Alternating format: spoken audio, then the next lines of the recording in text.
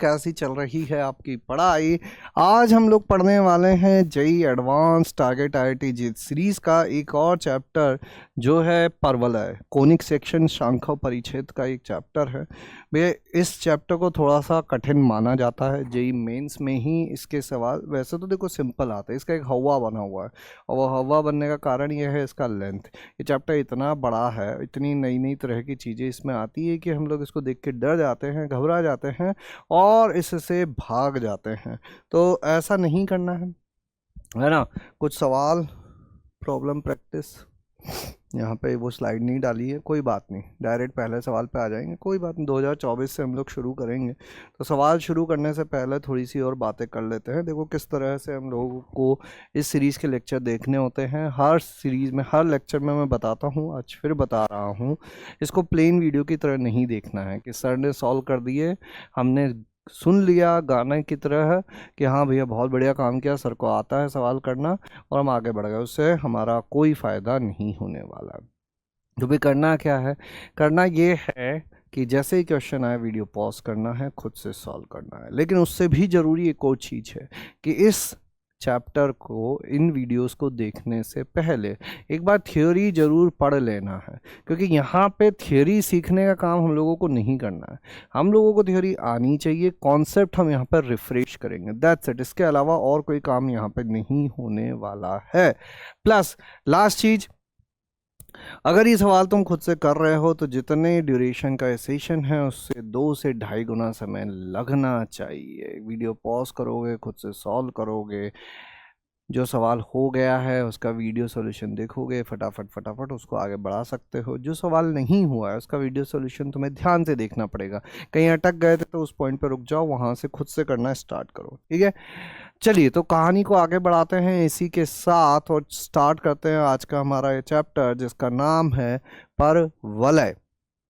क्या कहा गया है, माना कि A1 B1 C1 XY तल में स्थित 3 बिंदु हैं। कितने बिंदु हैं? 3 बिंदु है। माना A1 C1 तथा B1 C1 वक्र y square is equal to 8x के लिए क्रमशः A1 और B1 पर स्पर्श रेखा है। बहुत ही आराम से, तसल्ली से मैं एक एक सवाल समझाता हूं तुमको, तो उसी स्पीड से तुम भी काम किया करो, जल्दीबाजी मत करो, है ना। समझ में आना ज़्यादा ज़रूरी है, ठीक है, एक्यूरेसी ज़्यादा ज़रूरी है, स्पीड बाद की बात है, पहले हो सही होना तो शुरू हो, ठीक है। यदि O 0,0 और C1 -4,0 है तब निम्नलिखित कथनों में से कौन सा सत्य है? तब निम्नलिखित कथनों में से कौन सा सत्य है? देखो पहले डायग्राम बना के समझाता हूँ मैं कि यहाँ बातें क्या क्या कही गई है, ठीक है। ये एक्स अक्ष, वाई अक्ष, परवलय क्या है, Y square is equal to 8x।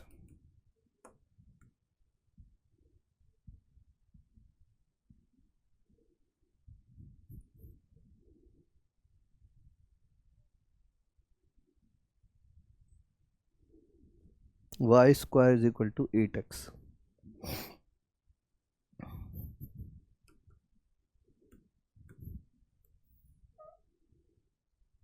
ये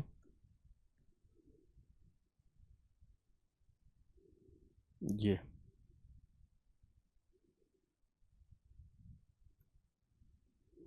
ठीक है। अब क्या करना है हम लोगों को,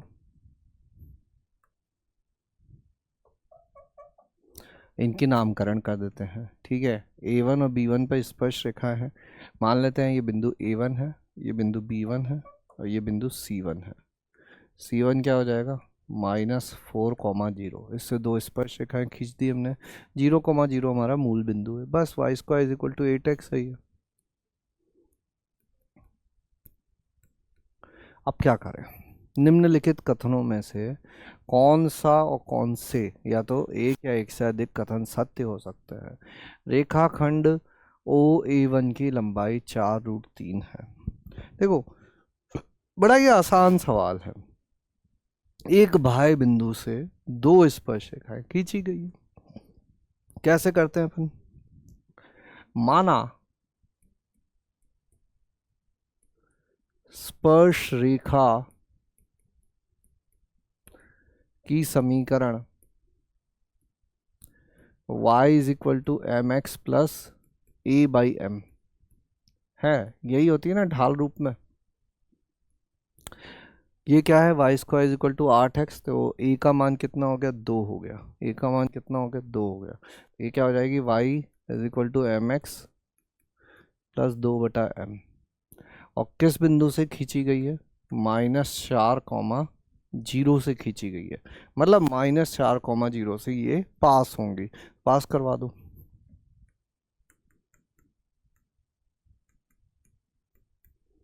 तो ये कितना हो गया, 4m² is equal to 2, m is equal to ±1/√2। ठीक है, m इज इक्वल टू ±1/√2। दोनों के ढाल आ गए, तो दोनों रेखाएं लिख देते हैं अपन। दोनों रेखाएं क्या हो जाएंगी। अच्छा, एक और चीज़ बता देते हैं तुम लोगों को, अगर इस रूप में देखने की आदत नहीं है तो क्या होती है, T Y is equal to X plus A T square. इससे फ़ायदा क्या होगा कि सीधा तुम्हें बिंदु मिल जाएंगे। ठीक है, अगर बिंदु नहीं याद है तो सेम चीज़ है, इसको भी पास करा दो। 0 -4 ए की जगह 2 है, वहीं से आ जाता। वैसे तो उसका ढाल जो होता है वो 1/t होता है।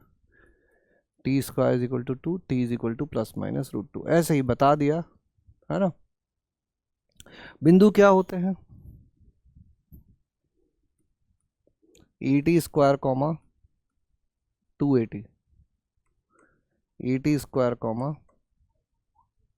2AT, है ना। T1 T1, T2 T2, और पीछे आ गया बंदा।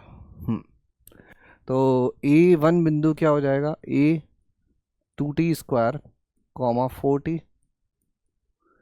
B1 1 बोल देते हैं इसको, 2T² कॉमा 42। T1 प्लस वाला ले लेते हैं, तो A क्या आ जाएगा, T² इज इक्वल टू 2 है तो ये 4 हो जाएगा, कॉमा 4√2। ये हो जाएगा 4 कॉमा -4√2। एकदम प्यार मोहब्बत से धीरे धीरे काम कर रहे हैं, कोई दिक्कत कोई परेशानी यहाँ पे नहीं होनी चाहिए हम लोगों को।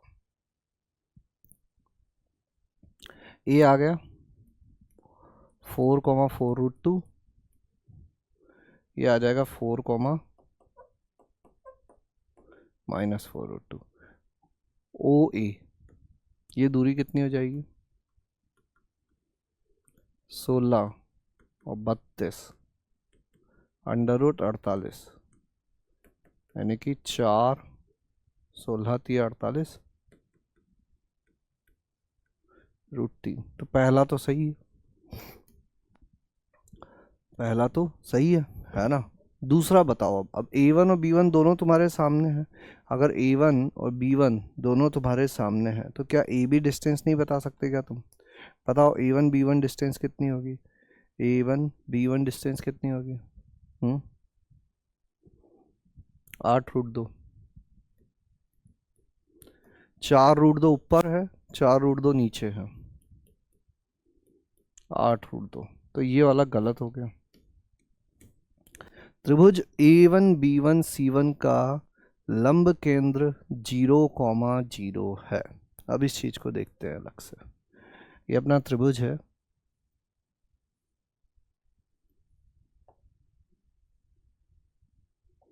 -4,0, 4,4√2, 4, -4√2। ठीक है, इसके लंबवत रेखा पर होगा, है ना। तो इसका y निर्देशांक तो 0 ही रहने वाला है। ठीक है, x निर्देशांक कैसे पता करें हम। तो x निर्देशांक पता करने के लिए क्या कर सकते हैं हम लोग कि कोई एक और अभिलंब पता कर ले, है ना। तो ये जो है हमारा, इसको C1 बोल दे, इसको A1 बोल दे, इसको B1 बोल दे, है ना। तो B1 C1 का ढाल कितना होगा, -4√2 -0, 4 -4। -4√2/8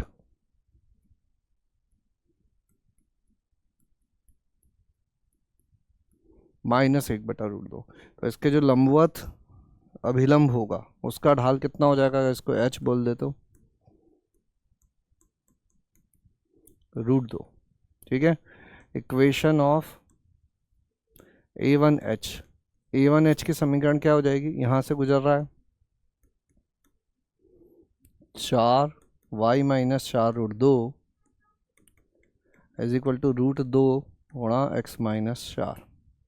और यही बिंदु जहाँ x अक्ष को काटेगा वही y इज इक्वल टू 0 रख दो,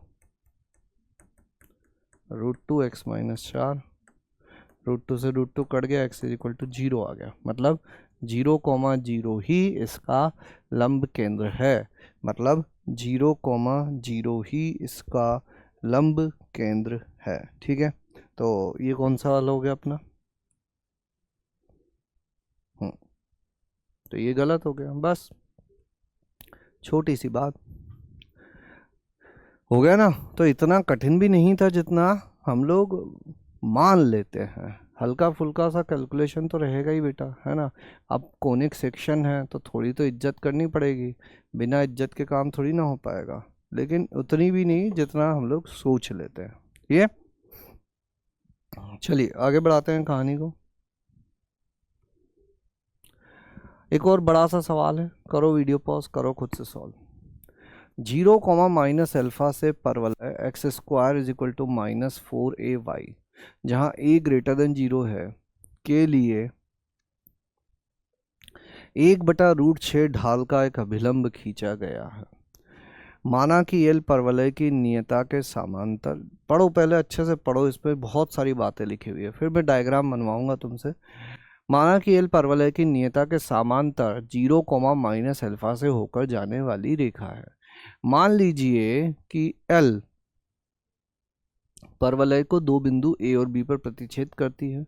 माना कि आर परवलय की नाभीय जीवा की लंबाई को दर्शाता है और एस रेखाखंड ए बी की लंबाई के वर्ग को दर्शाता है।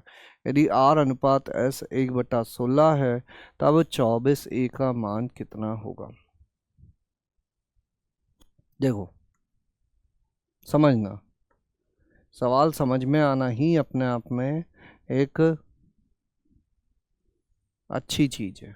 ये कैसा परवलय है, x² is equal to -4ay, मतलब नीचे की तरफ मुंह किया हुआ होगा।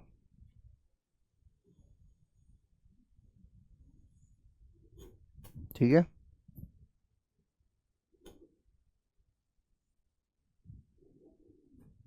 ठीक है, थोड़ा और फैलाते हैं। ए धनात्मक है, वो नीचे की तरफ मुंह किया हुआ है। 1/√6 ढाल का एक अभिलंब खींचा गया है ना। 0, -अल्फा, अल्फा भी धनात्मक है ना। 0, -अल्फा से एक तो धनात्मक ही है, अल्फा भी धनात्मक है। 0, -अल्फा से एक अभिलंब खींचा गया, मान लेते हैं 0, -अल्फा यहाँ है, यहाँ से एक अभिलंब खींच देते हैं। ध्यान से सुनता रहना भैया, सवाल समझ लो पहले। ये एक अभिलंब खींच दिया 90 डिग्री वाला, ठीक है। 0, -अल्फा से एक अभिलंब खींच दिया जाता है, ठीक है। माना कि L परवलय की नियता के समांतर 0, -अल्फा से होकर जाने वाली रेखा है। मान लीजिए कि L परवलय को दो बिंदु A और B पर काटती है। देखो अब अगली कहानी क्या हुई, L एक रेखा है जो परवलय की नियता के समांतर है। नियता इसकी यहाँ कहीं होती है, उसके समांतर ऐसी खींच दी, जो इसको कहाँ कहाँ काटती है, A और B पर काटती है। मान लीजिए कि ए और बी पर प्रतिच्छेद करती है। मान लीजिए आर परवलय की नाभिलंब जीवा की लंबाई को दर्शाता है।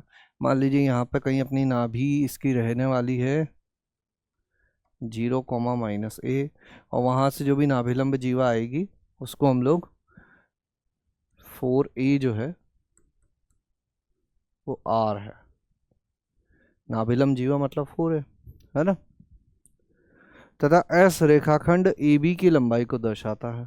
एस रेखाखंड ए बी की लंबाई को दर्शाता है, ये एस है, ठीक है। और आर बटा एस 1/16 है, ठीक है। इतनी सारी बातें हम लोगों को दे दी गई है। अब शांति से एक एक करके सवाल को आगे बढ़ाते हैं। इस अभिलंब के ढाल का क्या प्रयोग हुआ? देखो, x² = -4ay, ठीक है। मान लेते हैं इस परवलय पर एक बिंदु जो है वो किस रूप का होता है अपना, 280, -80², है ना। x की जगह 280 रख दो। देखो 4a² t², यहाँ -80² लिखोगे, माइनस माइनस कैंसिल हो जाएगा, 480², ठीक है। तो ये हमने मान लिया कि नॉर्मल जो यहाँ से खींचा गया है वो यहाँ आके मिलता है ना। तो एक बार इसको अवकलन करते हैं, -4a dy/dx, यानी कि dy/dx कितना आ रहा है, -x/2 है। तो ये तो क्या है कि इस बिंदु पर समांतर रेखा का ढाल है, इस बिंदु पर स्पर्श रेखा का ढाल है। हमें तो अभिलंब का ढाल चाहिए। अभिलंब का ढाल क्या होगा, इसका व्युत्क्रम का ऋणात्मक, यानी कि 2a/x। और किस बिंदु पर खींचा गया, 280 पर, तो ये 2a/280, यानी कि अभिलंब का ढाल कितना आ गया, 1/3। और ये हमको कितना दिया हुआ है, 1/√6 दिया हुआ है, यानी कि t = कितना हो गया, √6 हो गया। t = कितना हो गया, √6 हो गया। अगर t √6 हो गया, मतलब इस बिंदु के निर्देशांक हम लोगों को मिल जाएंगे। क्या मिल जाएंगे, इस बिंदु के निर्देशांक हम लोगों को मिल जाएंगे। क्या हो जाएंगे इन बिंदु के निर्देशांक, t √6 लिख दे तो 2√6a, -6a। बोलो, क्या यहाँ तक की बात क्लियर है? पहले ये बता दो कि यहाँ तक की बात क्लियर हो गई है क्या? बोलो फटाफट फटाफट फटाफट फटाफट फटाफट फटाफट फटाफट फटाफट फटाफट फटाफट फटाफट फटाफट फटाफट फटाफट। अब देखो और कैसे कुछ चीज़ें की जा सकती हैं। यहाँ तो ये बात पता चल गई। इस अभिलंब का ढाल हम लोग एक इस तरह से भी पता कर सकते थे, दो बिंदु रूप से, है ना। इस बिंदु को कुछ नाम दे दें अपन P। तो जो अभिलंब का ढाल है वही इस PN का भी ढाल होना चाहिए, यानी कि 1/√6 किसके भी बराबर होना चाहिए। ये अपना N है और ये P है, तो इसमें से इसको घटा दें तो -6 से माइनस अल्फ़ा बटा 2√6a, है ना। √6 से √6 काट दिया, 2a = -6a + अल्फ़ा, यानी कि 8a = अल्फ़ा। अल्फ़ा = कितना आ गया, 8a आ गया, ठीक है। अब अल्फ़ा = 8a अगर आ गया है तो अब कहानी जो है वो काफ़ी क्लियर हो गई है, क्योंकि r जो है अपना वो तो कितना है, 4a है। r = 4a, 4a यानी कि अल्फ़ा/2 हो जाएगा, ठीक है। और ये AB कैसे मिलेगा, तो इसकी समीकरण क्या है, इसकी समीकरण हो जाएगी y = -अल्फ़ा, ठीक है क्या। ये x अक्ष के समांतर है, ये x अक्ष की समीकरण क्या होती है, y = 0। इसके समांतर रेखा होगी y = समथिंग, वही किससे पास हो रहा है, -अल्फ़ा से, है ना। अब ये अगर y = -अल्फ़ा है तो इसका अगर हम लोग परवलय के साथ या एक और काम करते हैं ना, ये y = -अल्फ़ा है, परवलय के साथ प्रतिच्छेदन बिंदु निकाल लें।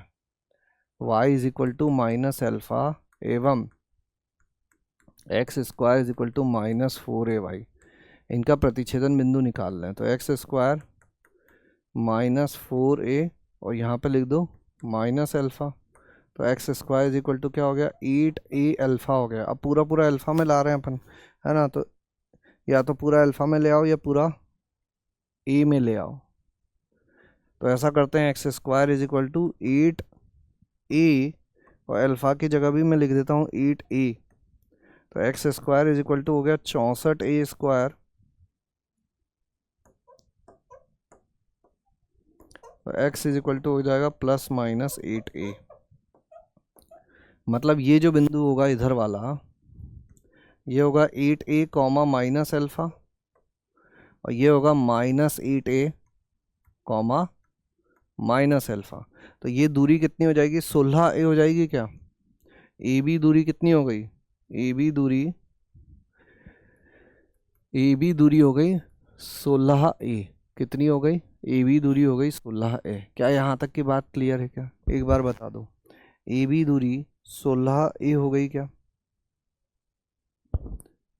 एक मिनट। 4x square is equal to 4ay था ये, है ना, अपन ने 4a ये 8 कर दिया यहाँ पे,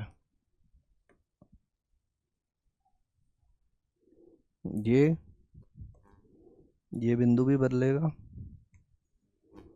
ओ और ये भी हटाओ इसको। ये अपना -4a था और अल्फ़ा कितना है, -8a है। तो ये हो जाएगा 32a स्क्वायर, तो 4 प्लस माइनस 4√2a हो रहा है ये। तो ये हो जाएगी अपनी 4√2a कॉमा माइनस अल्फ़ा, और ये हो जाएगी -4√2a कॉमा माइनस अल्फ़ा।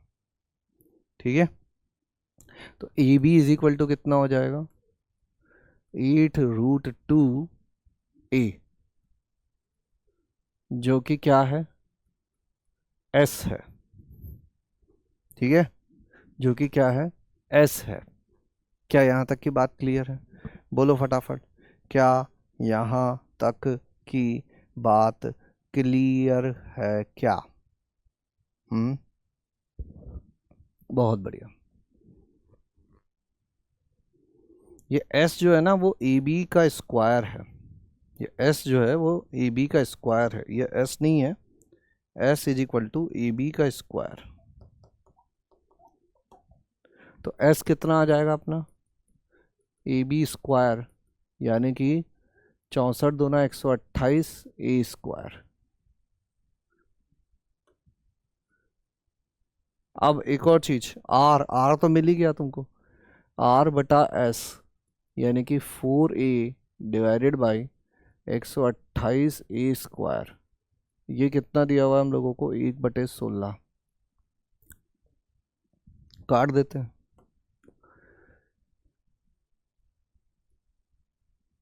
दो ए से ए कट गया, तो a इज इक्वल टू हो जाएगा 1/2। तो a इज इक्वल टू 1/2 है, तो 24a का मान हो जाएगा 12। a इज इक्वल टू 1/2 है, तो 24a का मान हो जाएगा 12। क्या ये बात समझ में आ गई, बोलो फटाफट भैया, क्या यह सवाल क्लियर है क्या, क्या यह सवाल क्लियर है क्या। अच्छा सवाल था ये भी, है ना। अब खुद से जरूर कर लेना भैया, ऐसा नहीं कि बस सर ने कर दिया अपन ने देख लिया और आगे बढ़ गए, है ना, ऐसा नहीं करना है कि सर ने कर दिया हमने देख लिया और आगे बढ़ गए। चलो अगला सवाल देखते हैं 2023 का। 2024 में 2 सवाल आ गए थे, 2023 के सवाल पर आ जाते हैं। क्या सवाल दिया हुआ है, करो वीडियो पॉज, करो खुद से सॉल्व, करो वीडियो पॉज और करो खुद से सॉल्व, करो वीडियो पॉज और करो खुद से सॉल्व,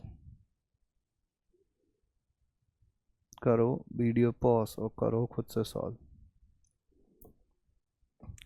माना कि परवलय Y square is equal to 4ax, जहां a ग्रेटर देन 0 है, पर p एक बिंदु है। बिंदु P पर परवलय का अभिलंब x अक्ष से बिंदु Q पर मिलता है। त्रिभुज PFQ, जहां F इस परवलय की नाभि है, का क्षेत्रफल 120 है। यदि अभिलंब का ढाल m व a दोनों धनात्मक पूर्णांक है, तब युग्म a, m है। Y square is equal to 4x को तो तुमने देखा ही होगा, है ना। ये Y square is equal to 4x ऐसे ही दिखता है। पर एक बिंदु P है और P पर क्या खींचा गया, अभिलंब खींचा गया, जो एक्स अक्ष को Q पर जाके मिलता है। एक बिंदु P है, इस पर अभिलंब Q पर जाके मिलता है। त्रिभुज PFQ, F कहीं भी हो सकता है। त्रिभुज PFQ, इस पर वाले की नाभि का क्षेत्रफल 120 है। इस त्रिभुज का क्षेत्रफल 120 है। इस त्रिभुज का क्षेत्रफल 120 है। यदि अभिलंब का ढाल M एवं A दोनों धनात्मक पूर्णांक है, Y square is equal to 4ax, है ना। तो अभिलंब का समीकरण क्या होता है, ढाल रूप में y is equal to mx minus 2am minus am cube. इसमें लिख दो x अक्ष को कहाँ काटता है, y इज इक्वल टू 0 लिख दो। y इज इक्वल टू 0 लिख दोगे तो ये हो जाएगा mx is equal to mm cut जाएगा। चलो पूरा ही लिख देते हैं, 0 is equal to mx minus 2am minus am cube, है ना। काट दो तो x इज इक्वल टू हो गया 2a प्लस am स्क्वायर, या लिख सकते हो a गुणा 2 प्लस m स्क्वायर। तो ये बिंदु आ गया अपना a गुणा 2 प्लस m स्क्वायर कॉमा 0, यह है a कॉमा 0, और ये बिंदु क्या है, AT स्क्वायर कॉमा 2AT, या फिर t की जगह क्या लिख सकते हो, माइनस m, तो am स्क्वायर माइनस 2am, क्योंकि अभिलंब का जो ढाल होता है वो कितना होता है, माइनस t होता है। अभिलंब का ढाल माइनस टी होता है। स्पर्श रेखा का ढाल 1/t होता है, अभिलंब का ढाल माइनस टी होता है। देखो अच्छे प्यार मोहब्बत से करने वाली चीज़ें ये, शांति से दिमाग लगा के सुनोगे तो ही समझ में आएंगी, हल्ला गुल्ला करने से काम नहीं बनेगा। ठीक है, त्रिभुज का क्षेत्रफल कैसे लिखेंगे अपन, ये हो गई अपनी ऊंचाई, कितनी हो जाएगी ऊंचाई, 1/2, ऊंचाई है माइनस 2am, और आधार कितना हो जाएगा, a गुणा 2 plus m square minus a, ये दिया हुआ है 120। अंदर क्या करें अपन, 2 को तो पहले इधर भेज दो, a को अंदर से उभयनिष्ठ ले लें तो minus 2a square m, 2 plus m square यानी कि m square minus 1 is equal to 240। अब समीकरण 1 है और अननोन अधिक है, समीकरण 1 है और अननोन अधिक है, तो हमको यहाँ पर जांच करनी पड़ेगी। क्या जांच करनी पड़ेगी, ऑप्शन से। तो जैसे कि पहला वाला उठाता हूँ मैं, a2 m3, a2 लिखोगे तो माइनस 2, 2 दूनी 4, 12 और 8, देखो कितना आ रहा है, 4 दूनी 8, 8 8 64, और 64 तो या तो 192 होता है, तो ये तो नहीं बैठ रहा है। ऐसे बताओ BCD में से क्या बैठ रहा है, करो वीडियो पॉज और करो खुद से सॉल्व, करो वीडियो पॉज और करो खुद से सॉल्व, करो वीडियो पॉज और करो खुद से सॉल्व। 2,3 पर व्यवस्था बैठ रही है क्या, एक बार कैलकुलेशन चेक कर लो भैया, एक बार कैलकुलेशन चेक कर लो, एक बार कैलकुलेशन चेक कर लो। ओ यहाँ +1 आएगा, 100 तो ये हो जाएगा 10, तो 4 दूनी 8, 8 12, 4 दूनी 8, 8 24, 240। ए पर तो बैठ गया, 1,3 पे 1,3 पे नहीं बैठेगा ऑब्वियसली, करके देख लो फिर भी मन है तो, है ना। 2 से 2 भी कैंसिल हो सकता था, एनीवे डजेंट मैटर। 1 3 और 10, तो ये 60 हो रहा है, ये नहीं बैठ रहा है, ये बैठ गया था। 2,4 E2M4,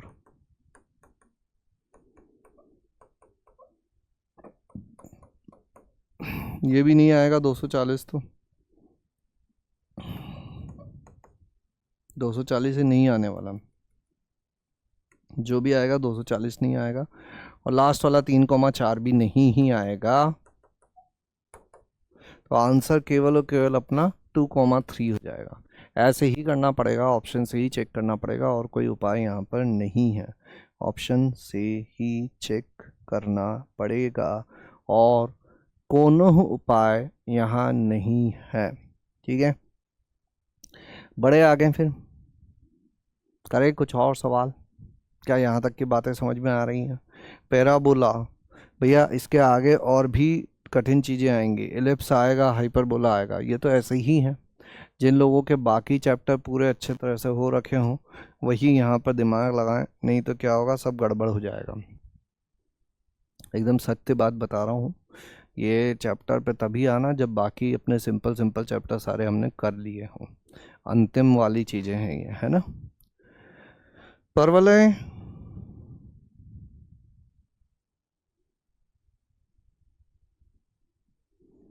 परवलय Y square is equal to 4x पर विचार कीजिए। ठीक है, कर लेंगे विचार। माना कि एस इस परवलय की नाभि है ना, एस जो है वो नाभि है। फोकस, बिंदु P -2, से परवलय पर डाली गई दो स्पर्श रेखाएं परवलय को बिंदु P1 तथा P2 पर मिलती है। ठीक है, Q1 तथा Q2 क्रमशः SP1 एवं SP2 पर ऐसे बिंदु हैं कि PQ1 SP1 पर लंब है और PQ2 SP2 पर लंब है, तब निम्न में से कौन से कथन सत्य हैं? करो वीडियो पॉज और करो खुद से सॉल्व।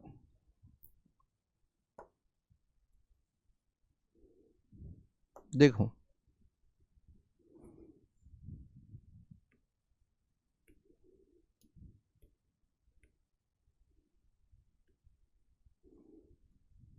ओ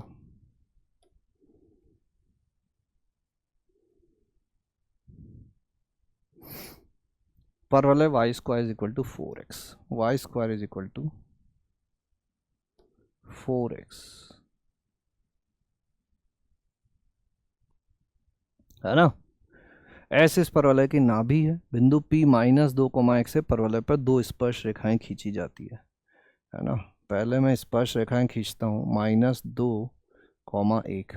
थोड़ा सा डायग्राम सही बनाना जरूरी है ताकि तुम्हें अच्छे से विजुलाइज करवा सकें, और कोई कारण नहीं है ना। ओ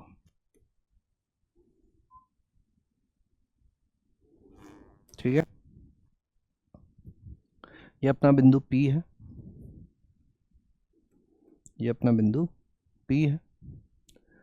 P1 और P2 पर मिलती है। Q1 और Q2 क्रमशः SP1 व SP2 पर ऐसे बिंदु हैं कि PQ1 SP1 पर लंब है। ध्यान से सुनना, है ना, कैसी बातें कही जा रही है। परवलय बाद में मैं हटा भी सकता हूँ, है ना, क्योंकि अभी हम लोग सीखना चाह रहे हैं, सीखने पे फोकस करना है। एकदम प्रिसाइज डायग्राम कभी कभी नहीं बन पाते हैं क्योंकि हम लोग परवलय जानते नहीं हैं कि कैसा दिखता है। ठीक है, चलो ऐसा करते हैं, थोड़ा सा और अच्छे से बनाते हैं, परवलय ही बनाता हूँ मैं पहले।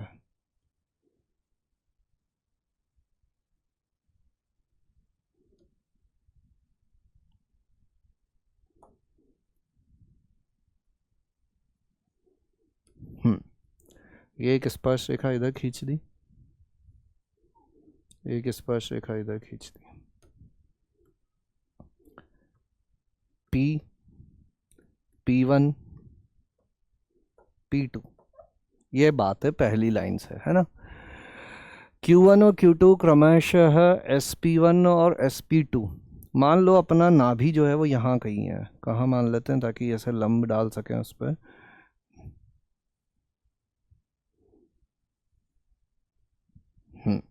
ऐसा चल जाएगा काम। तो मान लेते हैं नाभि जो है अपनी, अपनी नहीं मतलब परवलय की, अपने इस परवलय की जो नाभि है वो यहाँ का, ये 90 डिग्री होना जरूरी नहीं है भैया, है ना, इस पे इस चक्कर में मत पड़े रहना कि सर ये 90 डिग्री होगा क्या। बस मैं ऐसा बना रहा हूँ ताकि चीज़ें हमको साफ़ सुथरी दिखती रहे। मान लो ऐसा, और इस तरफ ऐसा है, ये अपना बिंदु एस है, यानी कि इस परवलय की नाभि है। क्यू इसकी नाभि हो गई, एस इस परवलय की नाभि है, ठीक है। Q1 और Q2 क्रमशः रेखाओं SP1 और SP2 पर ऐसे बिंदु हैं कि PQ1 SP1 पर लंब है। ये एक अभिलंब इधर, एक अभिलंब इधर,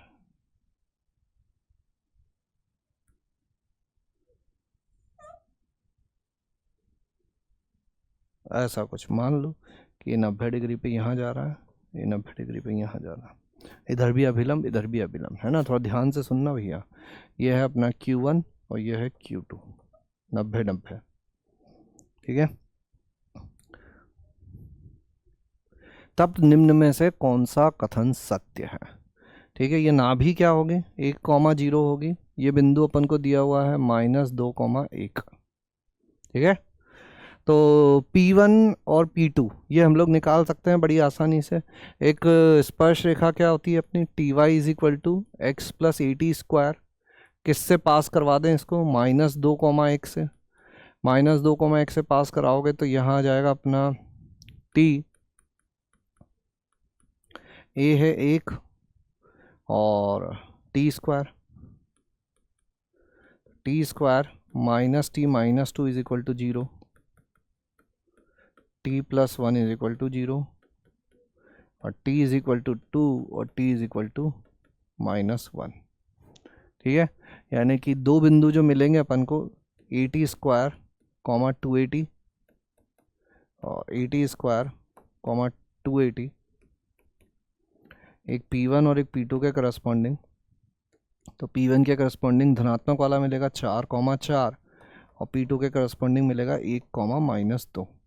तो ये है 4,4 और ये है 1,-2,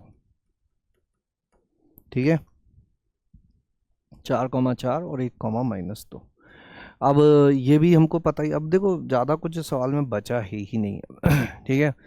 अब क्या किया जाए कि हमको क्या क्या चाहिए था PS तो चाहिए ही नहीं, SQ1 चाहिए, एक तो दूरी SQ1 चाहिए, ठीक है ना, और Q1 Q2 चाहिए, ठीक है, और PQ1 चाहिए और SQ2 चाहिए, ठीक है। तो देखो क्या करें P1S की समीकरण लिख लेते हैं, P1S की समीकरण लिख लेते हैं, P1S की समीकरण क्या होगी बताओ, y -4 4/3 और x -4, 3y -12 = 4x -16, तो हो जाएगा 4x - 3y -4। ये P1S की आ गई, है ना। अब P1S आ गया है, P2S की समीकरण भी लिख दो। P2S की समीकरण क्या हो जाएगी बताओ, P2S की समीकरण हो जाएगी अपनी y + 2 -2 -0 बटे 1 - 1, ये तो सीधी रेखा है, 1 - 1, x नीचे 0 हो गया इधर, तो x = 1 रेखा हो गई, ये x = 1 रेखा है भैया, है ना। और ये है 4x - 3y -4 = 0। अब इससे इस पर लंब गिराना है एक तो, है ना, तो ये डायग्राम थोड़ा सा चेंज हो जाएगा अभी, है ना। ये एकदम ऐसी सीधी रेखा है और इस बिंदु से इस पर अभिलंब कर गिराएं, तो वो कहाँ जाके मिलेगा वो हम लोगों को देखना है, ठीक है। अब देखो इसके आगे क्या करना है हम लोगों को, मैं हल्का फुल्का पहले यहाँ वर्बली बताता हूँ, फिर उसके आगे हम लोग करने की कोशिश करेंगे। एक तो इसका फुट ऑफ परपेंडिकुलर निकालना है ना, और एक इसका फुट ऑफ परपेंडिकुलर निकालना है, ठीक है। तो -2,1 से x = 1 रेखा पर एक तो अभिलंब गिराना है हमको और एक उधर गिराना है, तो हम लोगों को ये बाकी चीज़ें मिलने लग जाएंगी, ठीक है। बताओ एक बार फटाफट से बताओ Q1 और Q2 कितना आ रहा है, Q1 कितना आ रहा है और Q2 कितना आ रहा है, Q1 कितना आ रहा है और Q2 कितना आ रहा है। Q1 कितना आ रहा है और Q2 कितना आ रहा है?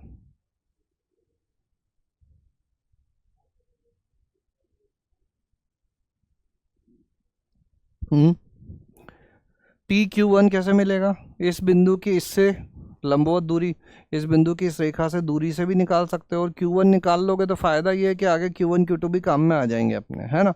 तो एक काम करता हूँ मैं, तो सारी चीज़ें ही निकाल देता हूँ। काम करते हैं, सारी चीज़ें ही हम लोग यहाँ पता कर लेते हैं। 1 मिनट रुक जाओ, इसको डिलीट मारते हैं। अगला सवाल आ गया था वहाँ पे।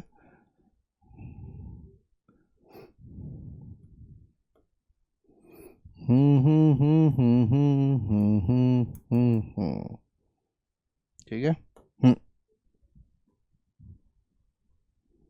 हम्म तो दो रेखाएं हैं अपनी, P तो है कितना, P के निर्देशांक कितने हैं? P के निर्देशांक है -2, 1। -2, 1 से एक तो हमको फुट ऑफ परपेंडिकुलर निकालना है 4x -3y -4 = 0 पर। तो क्या हो जाएगा? x -2/4 y -1/-3 माइनस, इसको संतुष्ट करवाओ यहाँ पे, -3 -4 बटे कितना आ जाएगा? 25।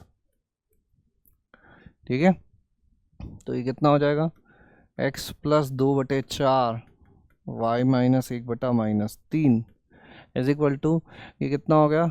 4 8 12 और 3 15, यानी कि 3/5।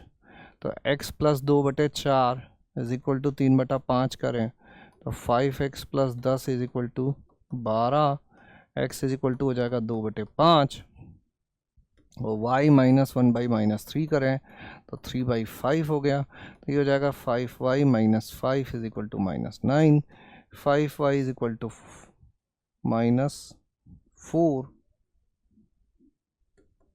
y = -4/5, यानी कि Q1 जो है वो आ रहा है अपना 2/5, -4/5। तो PQ1 कितना हो जाएगा? चाहो तो लंबवत दूरी से भी निकाल सकते हो, नहीं तो इन दोनों के बीच की दूरी से भी निकाल सकते हो। इन दोनों के बीच की दूरी से देखते हैं कितना आ रहा है। 2 माइनस ये हो जाएगा इसका स्क्वायर, और ये हो जाएगा 1 + 4/5 का स्क्वायर। तो 5 दूना 10 और 2 12, 144/25, और ये कितना हो जाएगा? 5 4 9, 90 90 81/25, 225/25, यानी कि 9, यानी कि 3, यानी कि PQ1 3 आएगा। तो एक तो ये सही हो गया, समझ गए ना बात को। Q1 आ गया है, SQ1 भी मिल जाएगा क्या? Q1 आ गया अपना 2/5 -4/5।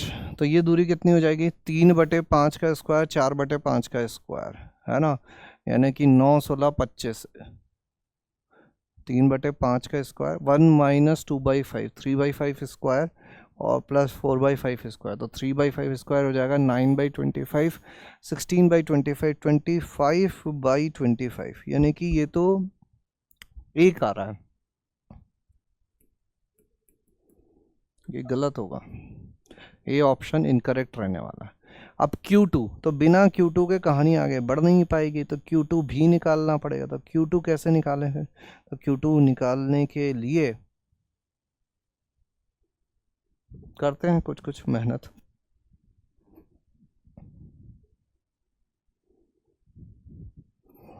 ये है P -2, 1, और इस बार जो रेखा है वो है अपनी x -1 = 0। क्या रेखा है? x -1 = 0। इसमें किसी को दिक्कत, कोई समस्या, कोई परेशानी नहीं होनी चाहिए। तो अब इसमें फुट ऑफ परपेंडिकुलर कैसे निकालेंगे, है ना। तो इसमें फुट ऑफ परपेंडिकुलर निकालने के लिए वही चीज़ फॉलो कर लो। x + 2, x का निर्देशांक गुणांक कितना है, और y -1/0 -2 -1/1। ठीक है, तो ये हो जाएगा अपना x + 2/1 = 3, यानी x = 1, और y -1/0 = भी 3, तो ये तो y = 1, यानी कि ये हो जाएगा 1, 1। Q2 हो गया 1,1, ठीक है। अब क्या क्या चाहिए अपन को, Q2 आ गया 1,1, ये हो जाएगा 1, Q2 कितना हो जाएगा 1, तो ये सही आ गया। और Q1 Q2 ये दो बिंदु भी पता है, तो 1 माइनस 2/5 यानी 3/5, और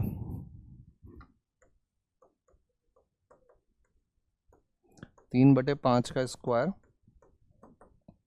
और 9/5 का स्क्वायर, 1 माइनस 9/5 का स्क्वायर, तो कितना आ जाएगा, 5 तो बाहर ले लें, 90 90 81, 81 और 27, 81 और 27 कितना हो जाएगा योग, 108 हो जाएगा क्या, 9, 81 और 9 90 हो जाएगा, वर्ग ही तो करना है, 90/25, तो ये हो जाएगा 3√10/5,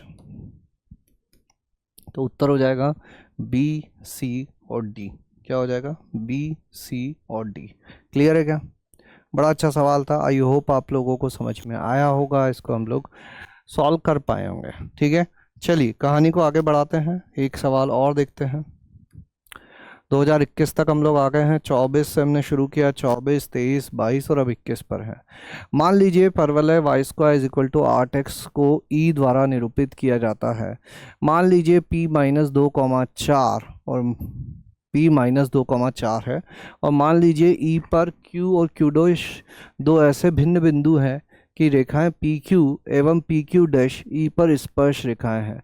यदि E की नाभि F है, देखो एक जैसे ही सवाल आ रहे हैं बार बार, तुम लोग समझ गए होंगे कि एक बाह्य बिंदु से स्पर्श रेखा खींची जाती है और उसी के अराउंड बातें की जाती है। एक बाह्य बिंदु से स्पर्श रेखा खींची जाती है, उसी के अराउंड बातें की जाती है।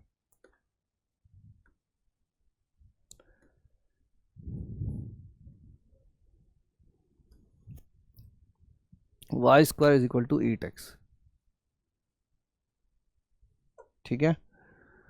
p-2,4 है, वहाँ पे -2,1 था, -2,4 है, वहाँ से दो स्पर्श रेखाएं खींची गई है। एक स्पर्श रेखा इधर खींच दी हमने, एक स्पर्श रेखा इधर खींच दी, कहाँ से, -2,4 से। परवलय क्या है, y² = 8x। कहाँ जाके मिलता है ये, Q और Q' पर। नाभि F है, नाभि कहीं भी हो सकती है ना। अब ध्यान से सुनो, इसकी नियता क्या है, इस परवलय की नियता की समीकरण कोई बताएगा क्या मुझे, ये क्या है, y² = 4/2x। ये इसमें एक ट्रिकी पॉइंट था कि a = 2 है, तो नियता जो होगी वो क्या हो जाएगी, x = -2, यानी कि ये जो बिंदु हमको दिया गया है, ये बिंदु किस पर दिया गया है, ये बिंदु नियता पे दिया गया है। और अगर बिंदु नियता पर होता है तो नियता पर स्थित किसी भी बिंदु से परवलय पर स्पर्श रेखाएं खींची जाएं तो वो परस्पर लंबवत होती है। नियता ही परवलय का नियामक वृत्त होता है, नियता ही परवलय का नियामक वृत्त होता है। अर्थात ये बिंदु कौन सा था, P, ये 90 डिग्री बनाएगा, और इस केस में जो स्पर्श बिंदुओं को मिलाने वाली जीवा होती है वह नाभीय जीवा होती है। मतलब QQ' जो है वो किससे गुजरेगी, F से गुजरेगी, है ना। तो सबसे पहले एक बात तो क्लियर हो गई कि QPQ' ये एक समकोण त्रिभुज है, Q होगा ये, QPQ' एक समकोण त्रिभुज है, ठीक है। P और F के बीच की दूरी, ये नाभि हो गई 2,0, तो ये दूरी सीधी पता कर सकते हैं हम लोग। ये दूरी PF कितनी हो जाएगी, 2 दूनी 4, 2 2 4, 4 का स्क्वायर 16, 4 का स्क्वायर 16। P और F के बीच की दूरी तो 5√2 नहीं आएगी, कितनी आएगी, 4√2 आएगी, तो ये भी गलत हो गया, है ना। निकाल सकते हो ना भाई दूरी, तो कोई दिक्कत तो नहीं है इसमें।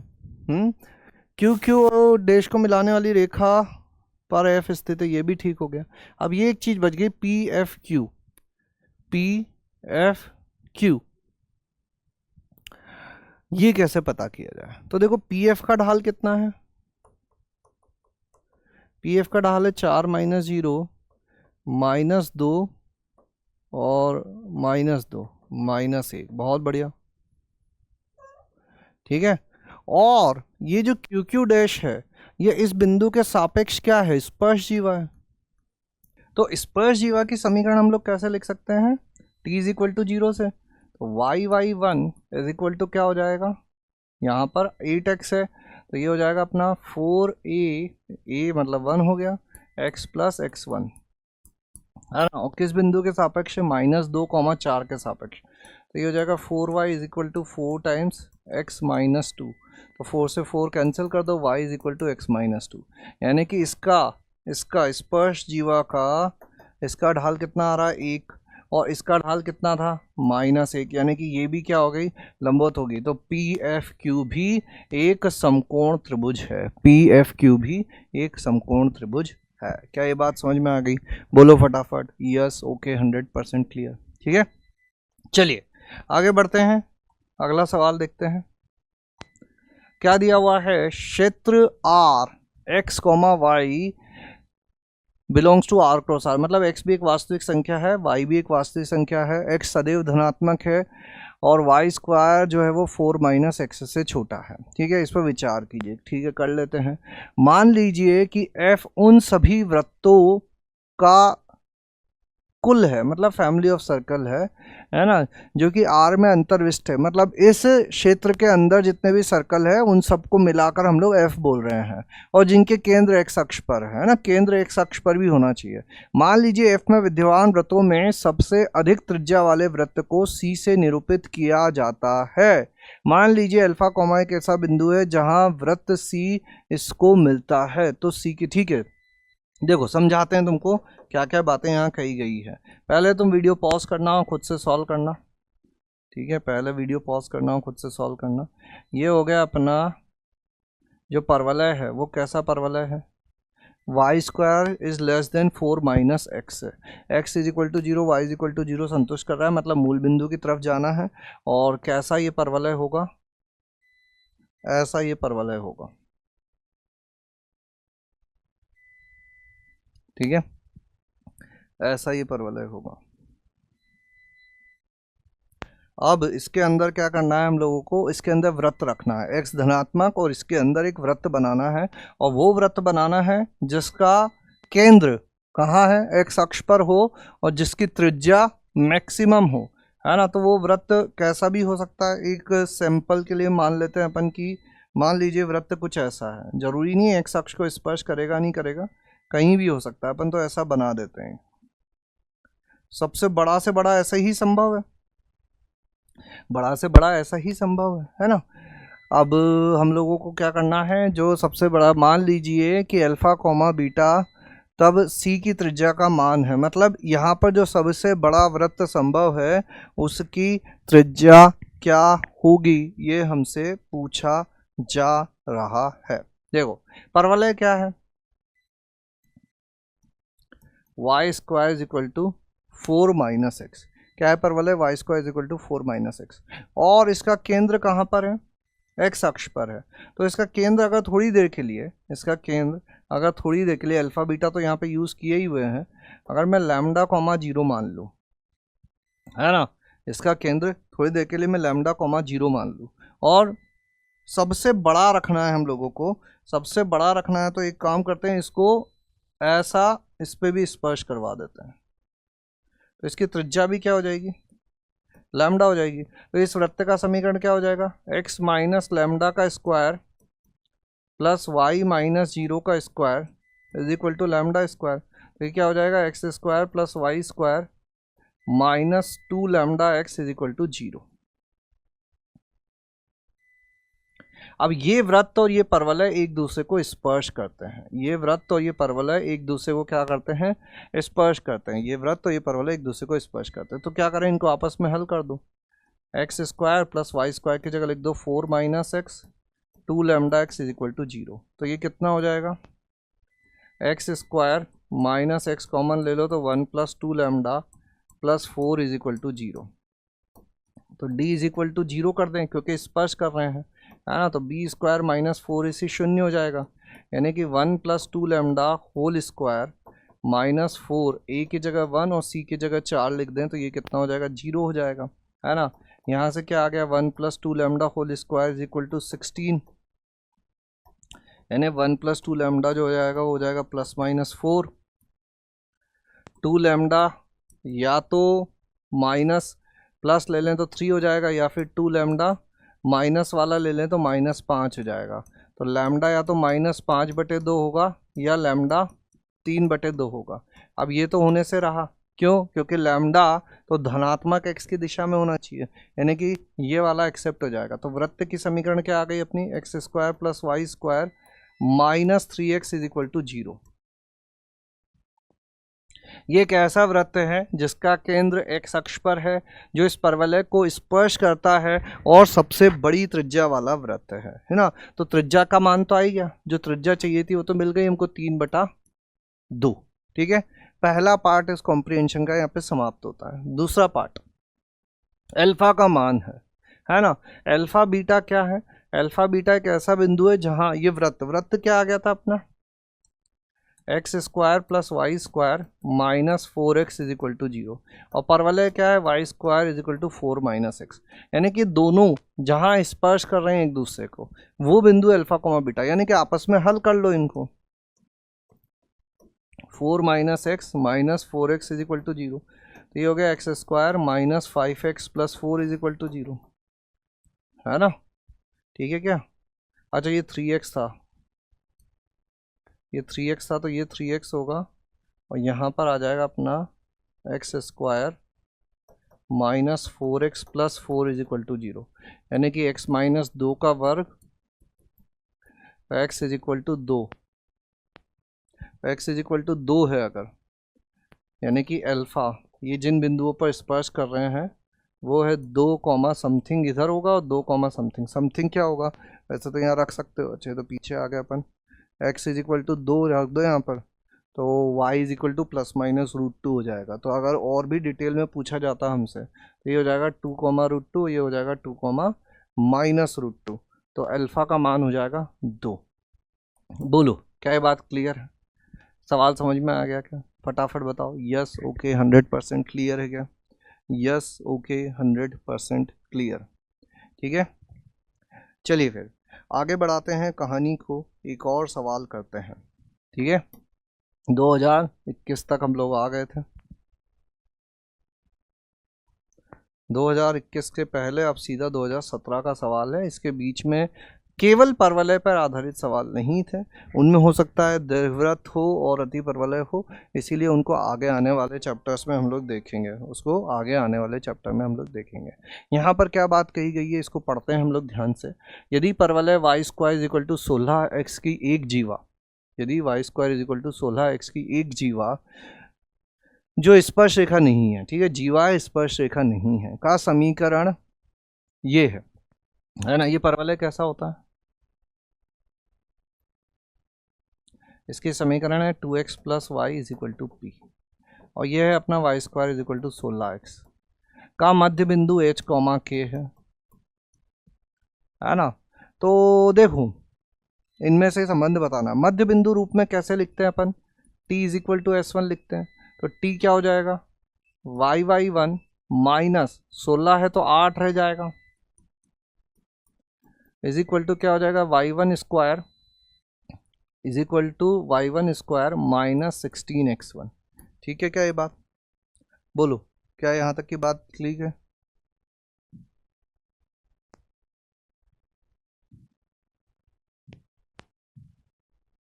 थोड़ा सा बीच में इसको सेव कर देते हैं, चिंता की कोई बात नहीं है, कंटिन्यू करते रहेंगे हम लोग। ठीक है, हाँ यहाँ पर इसकी जगह क्या लिख देते हैं, k -8, इसकी जगह लिख देते हैं h, k² -16h, मतलब मध्य बिंदु रूप में अगर इस जीवा के समीकरण लिखें तो ऐसे ही लिखेंगे। और इस जीवा के समीकरण हम लोगों को क्या भी दी गई है, 2x + y = p भी दी गई है। ये दोनों रेखाएं एक ही रेखा है, दोनों रेखाएं एक ही रेखा है, मतलब इन दोनों को कंपेयर कर लें, है ना। पहले इसको थोड़ा और सुंदर बना देते हैं, y K -8x minus 8h is equal to K square minus 16h। ये क्या हो जाएगा, वाई के माइनस 8h, 8x को रखते हैं इधर, h को उधर कैंसिल करवा देते हैं, है ना। और यहाँ पर है अपना कितना 2x, है ना। तो इसको मैं ऐसे लिख दूँ y plus 2x is equal to p। अब ये दोनों अगर एक ही रेखा है, अगर ये दोनों एक ही रेखा है तो फिर तो इनकी तुलना की जा सकती है। तो k बटा 1 इज इक्वल टू माइनस 8 बटे 2 is equal to K square minus 8h बटे p, है ना। तो k इज इक्वल टू कितना आ गया, -4, है ना। तो -4 बटे 2, ये सब तो ठीक है, यहाँ आ गया -4 और k की जगह -4 हो गया तो ये हो गया 16 माइनस 8h बटे p, है ना। तो -4p is equal to 16 minus 8h, तो 8h minus 4p is equal to हो जाएगा 16, ठीक है।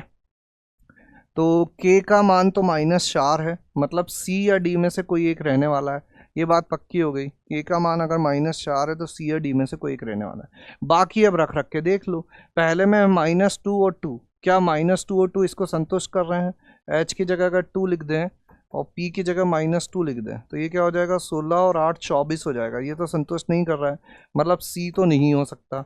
d को देख लेते हैं, d में क्या कर दिया जाए, p की जगह h की जगह लिख दो 3 और p की जगह लिख दो 2, तो 8 या 24 माइनस 8 16, ये संतुष्ट कर रहा है। अर्थात जो उत्तर हो जाएगा हमारा वो क्या हो जाएगा, डी हो जाएगा। अतः जो उत्तर हो जाएगा हमारा वो क्या हो जाएगा, डी हो जाएगा। समझ में आ गई क्या ये बात, बोलो क्लियर है क्या, यह बात क्लियर है क्या, बोलो बोलो बोलो बोलो, बोलो फटाफट बताओ।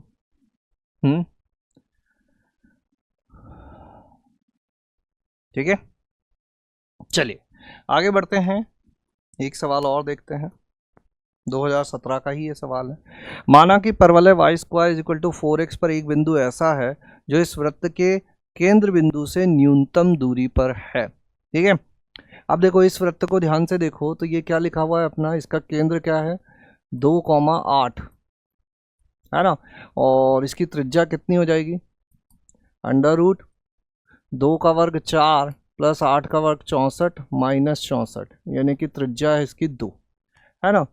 और Y square is equal to 4x में, Y square is equal to 4x कहाँ होता है,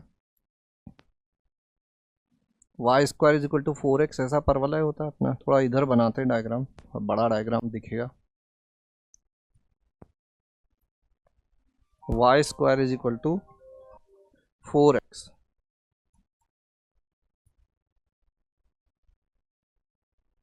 ये है Y square is equal to 4x, ठीक है।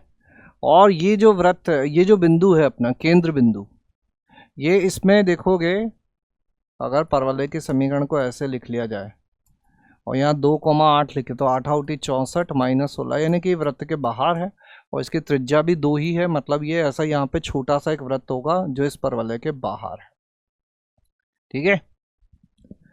अब क्या कहा गया है, परवलय पर P एक ऐसा बिंदु है जो S से न्यूनतम दूरी पर है, ठीक है।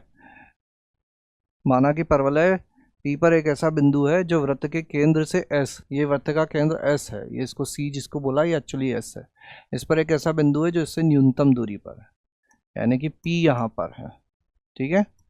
P यहाँ पर है, S यहाँ पर है, न्यूनतम दूरी पर। अब एक बात तुम्हें याद होगी कि न्यूनतम दूरी जो होती है ना वो अलोंग द कॉमन नॉर्मल होती है, एक उभयनिष्ठ अभिलंब के दिशा में होती है ना। ये Y square is equal to 4x है, तो इस पर अभिलंब की समीकरण क्या मान लें हम लोग, y plus T X is equal to 280 plus 80 cube, है ना। तो y प्लस टी एक्स तो ऐसा ही रहने दो, a का मान कितना है 1 है, तो 2t प्लस टी क्यूब, ये इस अभिलंब की समीकरण है, y plus T X is equal to 2t plus T cube. और यह अभिलंब किससे गुजरता है, इस वृत्त के केंद्र से, जो कि कितना है 2,8। तो इसको 2,8 से गुजार दो, इसको 2,8 से गुजार दोगे तो क्या मिल जाएगा, इसको 2,8 से गुजारने पे मिल जाएगा 8 plus 2t is equal to 2t plus T cube. तो 2t से 2t कट गया, t इज इक्वल टू आ गया 2। यानी कि ये जो बिंदु है ये, इसमें x निर्देशांक तो 2 है और x निर्देशांक 2 रख दोगे तो 4 दूनी 8, यह आ जाएगा 2√2, 2,2√2। क्या यहाँ तक की बात क्लियर है? बताओ, क्या यहाँ तक की बात क्लियर है क्या? ये x is equal to T is equal to कितना आ गया अपना? रुको रुको रुको रुको, t इज इक्वल टू 2 आया है ना, तो ये तो AT स्क्वायर 2AT होता है, तो ये हो जाएगा 4,4। t इज इक्वल टू 2 आया है, बिंदु क्या होता है? AT स्क्वायर 2AT, यानी कि 4,4। P बिंदु आ गया, S बिंदु आ गया, है ना। तो SP दूरी मिल जाएगी क्या? SP दूरी कितनी हो जाएगी अपनी?